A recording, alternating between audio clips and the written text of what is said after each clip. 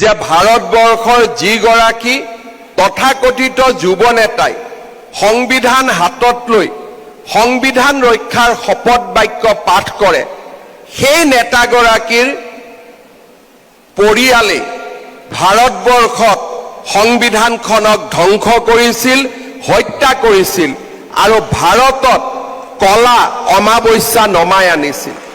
আৰু আজিলৈকে জালিয়ানাবাগৰ ঘটনাৰ বিষয়েও ব্ৰিটিছে দুখ প্ৰকাশ কৰিছে।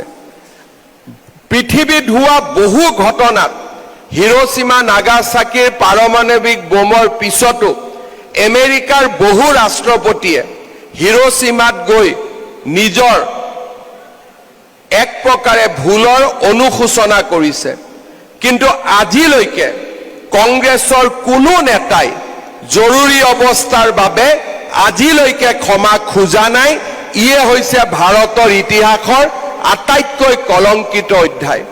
আমি সকলোৱে মিলি এই কথা নিশ্চিত কৰিব লাগিব যে যিগৰাকী ব্যক্তিয়ে সংবিধানৰ শপত খায়, সেইগৰাকী ব্যক্তি আৰু তেওঁৰ দলটোৱে ভাৰতবৰ্ষৰ ওচৰত ক্ষমা খোজা উচিত যে আমি ভাৰতবৰ্ষৰ সভ্যতা, সংস্কৃতি আৰু গণতন্ত্ৰক মষিমূৰ কৰিছিলোঁ। তেওঁলোকে আমাক প্ৰতিশ্ৰুতি দিয়া উচিত যে আৰু কেতিয়াও গণতন্ত্ৰক আমি ধ্বংস নকৰোঁ, আৰু তেওঁলোকে ভাৰতবৰ্ষৰ লোকতন্ত্ৰৰ সেনানীসকল আৰু জৰুৰী অৱস্থাৰ সময়ত অক্লান্ত ত্যাগ কৰা ব্যক্তিসকলৰ ওচৰত ক্ষমা খোজা উচিত যে সেয়া কংগ্ৰেছ দলৰ ভুল সিদ্ধান্ত আছিল, আৰু কংগ্ৰেছ দলে আজি ভাৰতৰ ৰাইজৰ ওচৰত বিনা চৰ্তে জৰুৰী অৱস্থা ঘোষণাৰ বাবে ক্ষমা খুজিছে। যেতিয়ালৈকে এই দিনটো নাহে, যেতিয়ালৈকে কংগ্ৰেছৰ নেতাসকলে জৰুৰী অৱস্থাৰ বিষয়ে ক্ষমা নোখোজে, সেই মুহূৰ্তলৈকে ভাৰতৰ সংবিধানখন হাতত লৈ সংবিধান ৰক্ষাৰ কথা কোৱাৰ তেওঁলোকৰ নৈতিক অধিকাৰ নাই।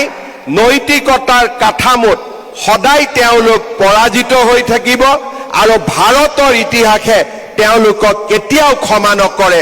সেয়ে আজিৰ দিনটোৰ আমাৰ বাবে দিয়া, আজিৰ দিনটোৱে আমাক দিয়া ডাঙৰ শিক্ষা। সকলোকে এই মক পাৰ্লিয়ামেণ্টৰ বাবে পুনৰ এবাৰ শুভেচ্ছা জনাইছোঁ।